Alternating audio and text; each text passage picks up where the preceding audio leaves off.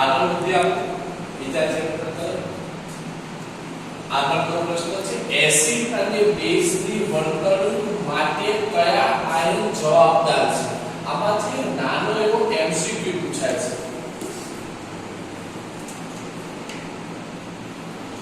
કયો એમસીક્યુ એટલે જોઈએ કયા આયન જવાબદાર છે?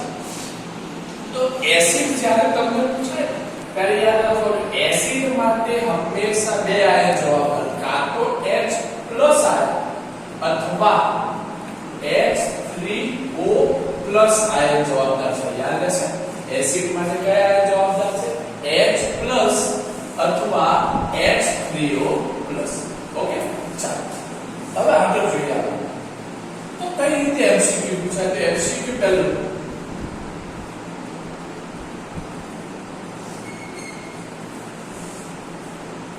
કે 1 મોલ, યાદ રાખો 1 મોલ H2SO4 ના અથવા HCl લઈ આપણે સૌ 1 મોલ HCl ના જલીય દ્રાવણમાં રહેલા H3O+ ની સાંદ્રતા કેટલી હશે? યાદ શું રાખો ને નાની વસ્તુ પર એકદમ શોર્ટ ફોર્મમાં ફેરવો. જ્યારે પણ એસિડ પૂછાય, શું પૂછાશે? એસિડ. ત્યારે ધ્યાન રાખો એસિડ એટલે આપણે કોઈ પણ એસિડ જે આપેલો છે લખી દઈએ. સૌપ્રથમ HCl આપેલો છે. ઓકે જ્યારે પણ એસિડ પૂછાય ત્યારે હંમેશા તેની કોની સાથે પ્રક્રિયા કરવાની? પાણી સાથે પ્રક્રિયા કરવાની. ઓકે ત્યારે કયો આયન છૂટો પડે તો જોઈએ ધ્યાન રાખો. સૌપ્રથમ H કેપિટલ છે. ઓકે બીજો આયન Cl. તો પ્રથમ તત્વ હોય ને H, કોઈ પણ પ્રથમ તત્વ એ હંમેશા ધન આયન ધરાવે, જ્યારે બીજું તત્વ હોય કયું આયન ધરાવશે? ઋણ આયન. ચાલો તો અહીંયા H કેટલા છે? 1. અહીંયા H કેટલા છે? 2. તો ટોટલ H કેટલા થશે? તો ગણો કેવી રીતે થાય? તો આ બાજુ H 1 છે અને આ બાજુ H કેટલા છે? 2 છે. તો ટોટલ H કેટલા થશે? તો કેટલો? તો શું થશે? H3O+. ઓકે તો અહીંયા Cl અહીંયા H નીકળી ગયું તો હવે શું રહેશે? Cl. તો Cl કયો આયન ધરાવશે? Minus ion. ઓકે હવે ઘણા લોકો સર આ કઈ રીતે આવે? તો જૂની ચોપડીમાં તો બ્રોન્સ્ટેડ-લોરી એસિડ બેઝ સિદ્ધાંત છે, અહીંયા નથી આપવાનું, તો ખાલી યાદ જ રાખવાનું.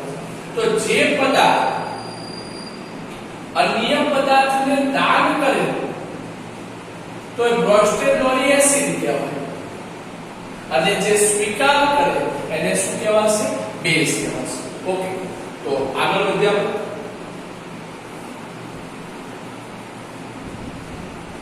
ઓકે ચાલો હવે HCl ના મોલ કેટલા આપેલા છે? 1 મોલ. ચાલો તો બધાને આગળ 1 લખી દો.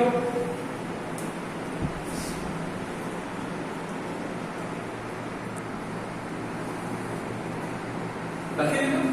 ઓકે ચાલો આપણને કોની સાંદ્રતા પૂછેલી છે? જો H3O+ ની સાંદ્રતા પૂછેલી છે. H3O+ ની નીચે કેટલા લખેલા છે? તો આપણો જવાબ શું આવશે? તો H3O+ ની સાંદ્રતા બરાબર કેટલા મોલ થશે? 1 મોલ થશે. ઓકે ક્લિયર મગજનો? હા કે ના? ફરીથી રિપોર્ટ કરાવી દો, પછી બીજો એક એમસીક્યુ આને રિલેટેડ કરો.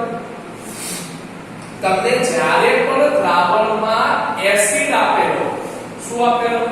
એસિડ, અને એની સાંદ્રતા પૂછેલી હોય તો કેવી રીતે શોધવાની? પહેલો પ્રશ્ન તો સવાલ એવો છે કે 1 મોલ HCl ના જલીય દ્રાવણમાં રહેલા H3O+ ની સાંદ્રતા કેટલી હશે? ચાલો તો આપણને પહેલા શું આપેલો છે? ધ્યાનથી જુઓ. એસિડ આપેલો છે. એસિડ હોય એટલે હંમેશા એની કોની સાથે પ્રક્રિયા કરવાની? પાણી સાથે. ચાલો એસિડ ની પાણી સાથે પ્રક્રિયા કરી ત્યારે હંમેશા એસિડ છે તો H3O+ આયન છૂટો પડે, એટલે 2 અને 1 3 H3 કે 1O+. તો Cl કયો ધરાવશે? તો કે માઈનસ. ઓકે ચાલો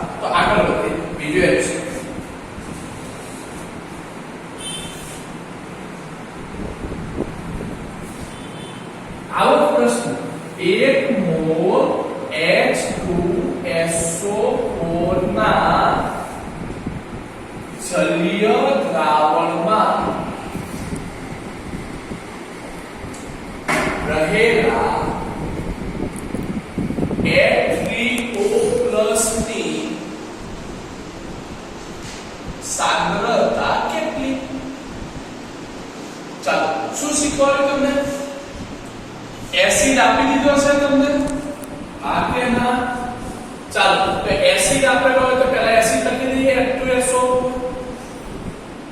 ચાલો એસિડ હોય તો આપણે કીધું એસિડ હોય તો કોની સાથે પ્રક્રિયા કરવાની? પાણી સાથે, એટલે H2O. ત્યારે કયો આયન છૂટવો પડે યાદ રાખવાનું. પાણી સાથે પ્રક્રિયા કરે એટલે H3O+ આયન છૂટવો પડે પ્લસ H3O+. ચાલો તો અહીંયા મને H જોઈએ, અહીંયા 2 અને અહીંયા 2 એટલે ટોટલ કેટલા H છે? તો કે 4 H. ચાલો તો પેલી બાજુ કેટલા છે? પેલી બાજુ કેટલા H છે? 3. તો સંતુલિત કરો એટલે ઓછામાં ઓછા 2 તો મૂકવાનું એટલે 3 * 6 થશે. ચાલો તો અહીંયા પર કેટલા મૂકે? 2. તો જુઓ હવે 2 * 4 અને 2 * 6 તો 3 * 6 થઈ ગયા એટલે ચલો આ તો નીકળી ગયું, આ થઈ ગયું, નીકળી ગયું. ઓકે તો હવે અહીંયા આ પહેલો આયન ધન હોય તો બીજો આયન કયો હશે? તો કે ઋણ હશે. ચાલો તો બીજો આયન ઋણ એટલે SO4- થઈ ગયું. ઓકે ચાલો ક્લિયર હતી. ચાલો H2SO4 ના મોલ કેટલા કીધેલા છે? 1 મોલ. તો ચાલો બધાની આગળ 1 લખી દઈએ. ઓકે ચાલો પણ હવે સાંદ્રતા આપણે કોને શોધવાની કીધેલી છે? તો કે H3O+.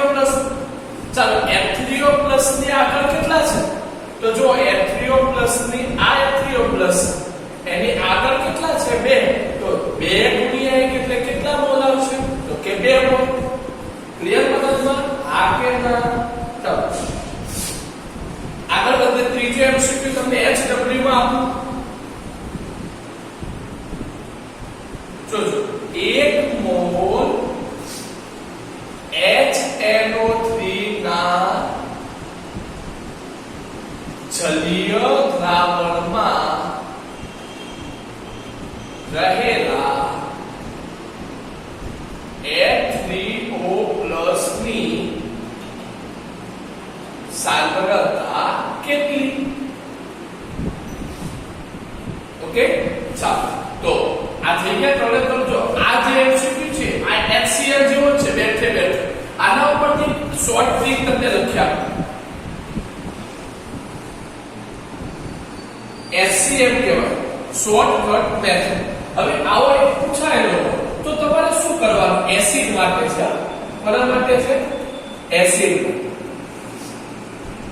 એસિડ માટે પૂછાયો હોય તો જો તમને આ બે એસિડ આપેલા HCl અને H2SO HCl અને HNO3 આપેલા, HCl અને HNO3 આપેલા હોય તો જેટલા મોલ તમને આપેલા હોય એટલી જ એની સાંદ્રતા થશે. સાંદ્રતા કેટલી થાય? એટલી એટલે કે અહીંયા 3 આપેલા હોય તો H3O+ ની સાંદ્રતા કેટલી થશે? 3. અહીંયા તમને 2 આપેલા હોય તો સાંદ્રતા H3O+ ની સાંદ્રતા કેટલી થશે? 2. જ્યારે H2SO4 શું કીધું? H2SO4 હોય તો જેટલા મોલ આપેલા હોય એને 2 વડે ગુણવાનું. 2 * આપેલા મોલ. અહીંયા થઈ ગયું. અહીંયા કેટલા આપેલા હતા? જો 1 આપેલા એટલે આપેલા મોલ કેટલા? 1 એટલે કેટલી વખત ગુણવાનું? 2 વખત. એટલે જવાબ કેટલો આવશે? 2. ક્લિયર મતલબમાં? તો આ શોર્ટકટ મેથડ કહેવાય. યાદ રાખવાનું. પરીક્ષામાં MCQ માં પૂછે તો દાખલો કરવા જવાની જરૂર નથી. જો આને એકદમ સારી રીતે લખવું હોય તો લખી આપું તમને. તો બરાબર 1 * આપેલા મોલ એટલે તમને યાદ રહી જાય. HCl અને HNO3 હોય તો 1 * આપેલા મોલ કરી દો અને H2SO4 હોય તો 2 * આપેલા મોલ કરી દેશો. તો આ એસિડ ની માહિતી પૂરી. હવે આપણે આગળ જોઈએ બેઝ ની માહિતી. ચાલો બેઝ માટે જેવી રીતે આપણે એસિડ માટે કયો આયન જવાબદાર કીધું તો કે H+ અને H3O+. તો બેઝ માટે કયો આયન તો કે OH-. ઓકે આમાં તો બહુ સહેલું, કઈ કરવાનું નથી. એવો આપણે એક ઉદાહરણ જોઈએ. 1 મોલ NaOH ના જલીય દ્રાવણમાં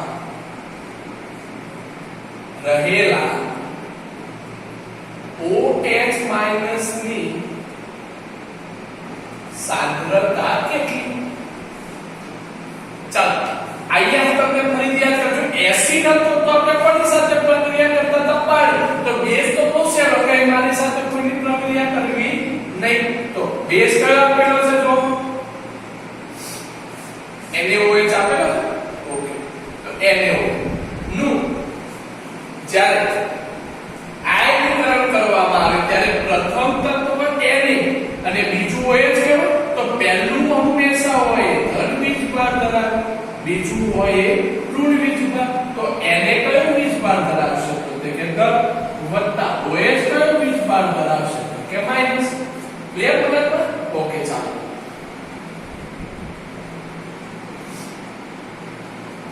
ચાલો હવે NaOH ના કેટલા મોલ આપેલા છે 1 મોલ તો બધાની આગળ 1 મોલ લખી દો ચાલો લખી દીધા ઓકે આપણને સાંદ્રતા કોની કીધેલી છે OH તો OH ની સાંદ્રતા કેટલી છે 1 મોલ તો આપણો જવાબ શું આવશે તો OH ની સાંદ્રતા બરાબર 1 મોલ ક્લિયર મતલબ આ કે ના તો કઈ રીતે કરવાનું એકદમ સહેલું જો એસિડ હોય તો ત્રણ એસિડ હોય HCl H2SO4 અને HF જો બેઝ હોય તો કયા આવશે તેની પાછળ OH આવશે એક સિમ્પલ આપણે લઈ લીધો હવે OH વાળો લીધો હવે OH વાળો લઈએ પછી આને પણ તમને શોર્ટકટ મેથડ આપ્યું બીજો MCQ 1 મોલ MgOH2 ના જલીય દ્રાવણમાં રહેલા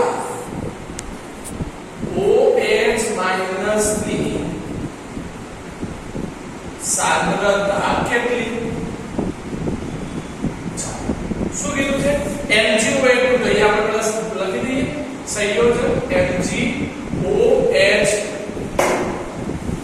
ઘણી વખત છોકરા જેવો પ્રશ્ન છે Mg ઉપર ખાલી પ્લસ આવે કે Mg+2 આવે તો તમને શીખવાડો અહીંયા જેટલા આપેલા હોય એટલી એની ઘાત એટલે પ્રથમ તત્વ ધન હશે બીજું તત્વ ઋણ હશે એટલે પ્રથમ તત્વ આપણે Mg+ લખી દીધી આપણે સિમ્પલ કરતા બીજું કઈ લખી દઈશું OH- હવે અહીંયા OH કેટલા છે 2 તો અહીંયા આગળ 2 મૂકવા પડશે તો અહીંયા પણ કેટલા આવશે Mg+2 ક્લિયર બરાબર કદાચ ભૂલચૂક થાય તો આટલો બધો ઇમ્પોર્ટન્ટ નથી આપણે જવાબ લાવો ઓકે ચાલો MgOH ના કેટલા મોલ છે 1 મોલ 1 મોલ ચાલો આના પર 1 મોલ આના પર 1 મોલ અહીંયા આપણે સાંદ્રતા કોની કીધેલી છે OH તો પણ OH ની આગળ કેટલા છે તો કે 2 અહીંયા 2 મૂકીશું તો જવાબ કેટલો આવશે તો કે 2 મોલ જવાબ આવશે ઓકે આવશે કે નહીં તો આમાં શું છે કે આમાં શું કે યાદ રાખવાનું જે એસિડ ની શોર્ટકટ હતી તો બેઝ ની કેવી રીતે તો જોવાનું HCl શોર્ટકટ મેથડ MCQ માટે તરત જવાબ આવી જાય દાખલા તરીકે તમને આવી રીતે આપેલું હોય NaOH કે KOH આપેલું શું આપેલું હોય NaOH કે KOH આપેલું તો શું કરવાનું તો 1 ગુણ્યા આપેલા મોલ કરવાનું ક્લિયર જ્યારે એના પછીના બધા MgOH2 COOH2 લખેલું આવે યાદ રાખો શું લખેલું OH2 તો શું યાદ કરવાનું 2 ગુણ્યા આપેલા મોલ કરવાના યાદ રહેશે કે નહીં પણ એક વખત ઘણી વખત આવું આવે છે જોજો આપણે લખેલું નથી પણ આવી રીતે આવે OH3 તો શું કરીશું તો કાઈ નહીં OH કેટલા છે 3 તો 3 ગુણ્યા આપેલા મોલ ઓકે યાદ રહેશે એસિડ અને બેઝ ની MCQ માટે શોર્ટકટ મેથડ લખાવી દીધી ઓકે ચાલો હવે આપણે આગળ વધીએ તો નોંધ લખો pH માપન આ 10મા ધોરણના ગુજરાત બોર્ડની ચોપડીમાં પણ હતું અને NCERT માં પણ છે પણ ગુજરાત બોર્ડની ચોપડીમાં બહુ સારી રીતે હતું જ્યારે આમાં થોડું અલગ રીતે આપેલું છે તો pH માપક્રમ એ શું છે સૌપ્રથમ શું દર્શાવે pH માપક્રમ તો pH માપક્રમ યાદ રાખવાનું pH માપક્રમ એ શું દર્શાવે છે તો કે pH માપક્રમ એ દ્રાવણમાં રહેલા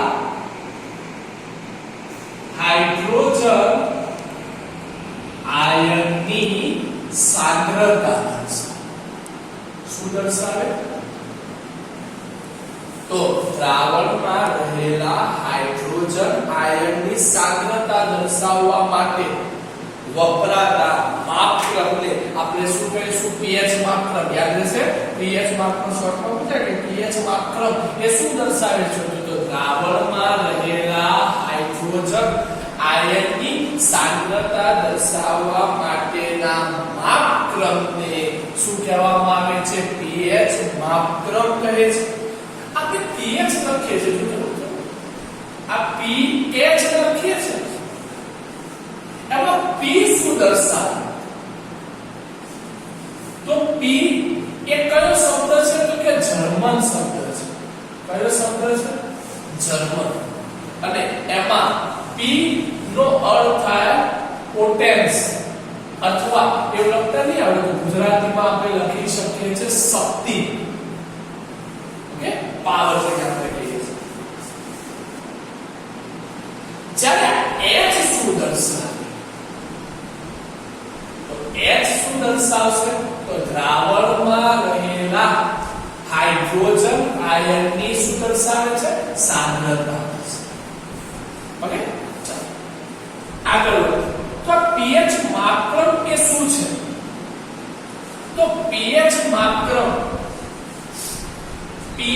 માપક્રમની શરૂઆત ક્યાંથી થાય તો 0 થી એની શરૂઆત ક્યાંથી જોયું pH માપક્રમની શરૂઆત ક્યાંથી થાય તો કે 0 થી અને વધારેમાં વધારેનું મૂલ્ય કેટલું હોય તો કે 14 કેટલું હશે 14 એટલે આના ઉપરનું સૂત્ર પૂછાય છે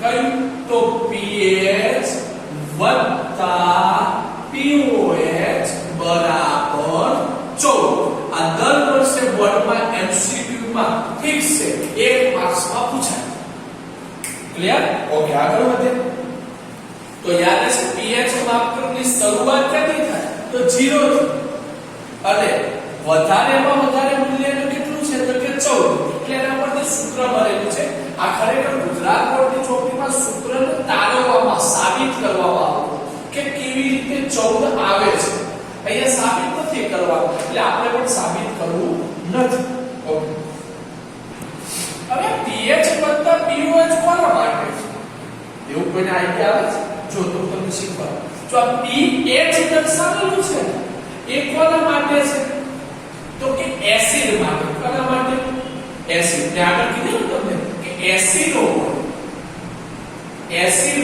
તો કયો આયન હોય કાં તો H+ હોય કાં તો H3O+ જ્યારે pOH શું દર્શાવે છે કોના માટે તો કે બેઝ માટે મતલબ શું થાય તો એસિડ વત્તા બેઝ ના મૂલ્યનો જો સરવાળો કરવામાં આવે તો એનું વધારેમાં વધારે મૂલ્ય કેટલું મળશે તો કે 14 મળશે હવે સર કેવી રીતે ખબર પડે કે આ 14 એટલે શું દર્શાવે કે તમને નાની આપણે રેટ લીધી આના 3 ભાગ પાડી દઈએ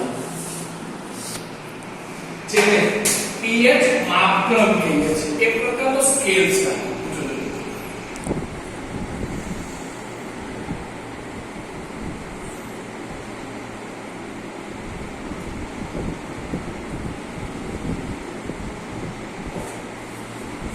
આકૃતિ બરાબર નથી પણ સમજવા માટે બહુ અગત્ય છે તો એક સ્કેલ આપણે અહીંયા કીધું શરૂઆત ક્યાંથી થાય 0 થી એટલે ચાલો અહીંયા ચિત્રો વધારેમાં વધારે મૂલ્ય કેટલું તો કે 14 ઓકે તો વચ્ચેનો ભાગ કયો થશે તો કે 7 થશે કયો થશે 7 આ 7 એવો અગત્યનો પોઈન્ટ છે તો કઈ રીતે તો જોઈએ જો 7 કરતા ઓછું મૂલ્ય શું કીધું 7 કરતા ઓછું મૂલ્ય તો દ્રાવણ કેવું છે એસિડિક એટલે કે એસિડ આ દ્રાવણ જો 7 કરતા વધારે મૂલ્ય હશે તો દ્રાવણ કેવું હશે? બેઝિક, અથવા એને કહેવામાં આવે છે બેઝ. અને જો 7 જ હશે, શું કીધું? જો 7 જ હશે તો એ દ્રાવણ કેવું હશે? તટસ્થ. તટસ્થ નો મતલબ શું? આપણે આગળ જોઈએ. ક્લિયર? ઓકે, આમાં શીખવાનું કરું. હવે સર તમને દ્રાવણ આપી દીધું મેં તમને. ચાલો હવે તમે મને કહો કે આની pH કેટલી હશે? તો આપણે કોઈ પણ દ્રાવણ આપીને તેની ચકાસણી કરવા માટે કોનો ઉપયોગ થાય છે? લિટમસ પત્રનો ઉપયોગ. કયો પત્ર? લિટમસ પત્ર. કઈ રીતે લિટમસ પત્ર? તો તમને દ્રાવણ આપી દીધું. આમાં તમને બે પ્રકારના લિટમસ પત્ર આપે, એક લાલ રંગનું આપ્યું અને બીજું એક ભૂરા રંગનું આપ્યું. ચાલો હવે આ પહેલા દ્રાવણ એટલે એક નંબર લખી દઈએ પહેલું. ચાલો એમાં તમને લાલ રંગનું લિટમસ પત્ર આપ્યું. જો તમે લાલ રંગનું લિટમસ પત્ર આ દ્રાવણમાં ડુબાડો, એટલે કે આ દ્રાવણ છે, તો એ ભૂરા રંગનું થાય. તો આપણે પહેલો જ પ્રશ્ન હતો એસિડ અને બેઝના ગુણધર્મો. લાલ રંગના લિટમસ પત્ર, લાલ રંગનું લિટમસ પત્ર જો ભૂરા રંગનું થશે, કયા રંગનું થશે? લાલ રંગનું લિટમસ પત્ર, લાલ રંગનું લિટમસ પત્ર અંદર બોડી આપણે એનો રંગમાં ફેરફાર થતો નથી. ચાલો તો પહેલું કેન્સર, તો કોઈ નક્કી નહીં થાય. ચાલો હવે ભૂરા રંગનું લિટમસ પત્ર અંદર નાખ્યું. કયા રંગનું? ભૂરા રંગનું લિટમસ પત્ર અંદર નાખ્યું તો કયા રંગનું થયું? તો કે લાલ રંગનું થયું. તો આપણે આગળ ગુણધર્મમાં જોયેલા ભૂરા રંગના લિટમસ પત્રને જલીય દ્રાવણમાં નાખી તો દ્રાવણ કેવું હશે? એસિડ. ક્લિયર બરાબર? હા કે ના? ચાલો તો એવી જ રીતે બેઝનું જોઈએ. ચાલો બેઝમાં લિટમસ પત્ર નાખો.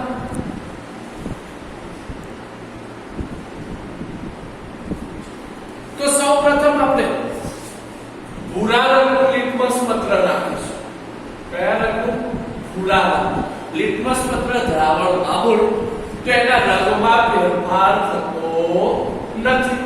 ચાલો તો કોઈ નક્કી નહીં કરી શકે.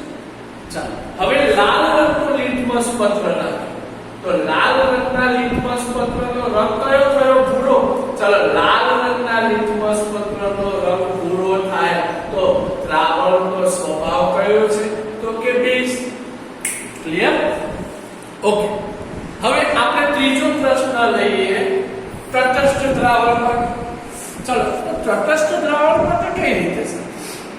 તો પહેલા તટસ્થ દ્રાવણ છે, આપણને ખબર નથી કયું દ્રાવણ છે. આપણે લિટમસ પત્રથી એની સ્વભાવની ચકાસણી કરવાની છે. તો પહેલા લાલ રંગનું લિટમસ પત્ર નાખ્યું, તેના રંગમાં ફેરફાર થતો નથી. ઓકે, કાઈ વાંધો નહીં. એકમાં નહીં થાય એવું નહીં કહી શકાય કે તે બેઝ છે કે એસિડ છે. બીજું નાખું. ચલો ભૂરા રંગનું લિટમસ પત્ર નાખ્યું, ના તો પણ એના રંગમાં ફેરફાર થતો નથી. એના રંગમાં બંને લિટમસ પત્ર દ્રાવણમાં બોલ્યા છતાં એના રંગમાં જો કોઈ ફેરફાર થતો ન હોય તો એ દ્રાવણ કયો સ્વભાવ ધરાવે છે? તો કે તટસ્થ સ્વભાવ ધરાવે છે. ક્લિયર? મગજમાં આ એક નાની અને આગળ શીખી ગયેલી બાબત જે આમાં કામમાં આવે છે. ઓકે, ચાલો તો આગળ વધીએ. તો હવે યાદ રહેશે તો જો શોર્ટકટ લખ્યા, જો 0 થી 7 ની વચ્ચે એનું મૂલ્ય કોને 0 થી 7 ની વચ્ચે તો દ્રાવણ કયો સ્વભાવ ધરાવે? એસિડિક સ્વભાવ. ઓકે, 7 થી 14 ની વચ્ચે હોય તો દ્રાવણ કયો સ્વભાવ ધરાવશે? બેઝિક. અને જો 7 જ મૂલ્ય કયું કીધું? 7 તો દ્રાવણ કયો સ્વભાવ ધરાવશે? તો કે તટસ્થ સ્વભાવ. ક્લિયર મતલબમાં? હા કે ઓકે. હવે